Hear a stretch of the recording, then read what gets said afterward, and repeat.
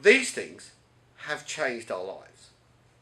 I'm not going to go too much in this video about mobile, about the numbers, about the number of people who are accessing the internet now on via mobile device rather than via their desktop. We already know that. There's plenty of talk about that, and you shouldn't really need convincing about that.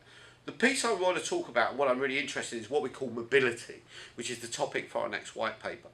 Mobility is how has being accessible 24/7 and on the move, how has that changed the way people work? How has that changed the way people consume web content?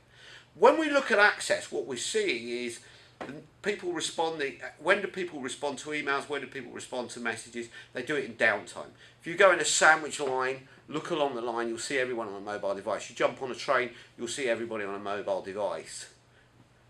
When you're sitting at home, the most content is posted to social networks between the hours of 6 o'clock in the evening and 9:45. That's also when people are doing all their social gaming. It's a secondary activity. That tells you a lot about messaging. That says, right, if we want to reach people, they're not going to be doing it between the hours of 9 and 5, 8 and 6, whatever conventional office hours are, because they're going to be doing their job. If you're a programmer, you're going to be plugged in, you're going to be programming. You're not going to be checking in and looking at emails. You're going to do that on your commute, in your downtime, which means you're going to be doing it while you're on the move.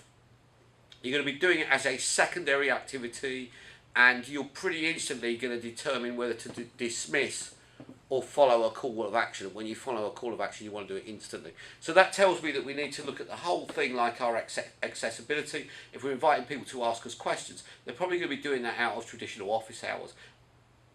Is our social media actually being manned, or people, if somebody's got to wait for an answer for something till tomorrow, they've got away and been bored, they've forgotten what the question is.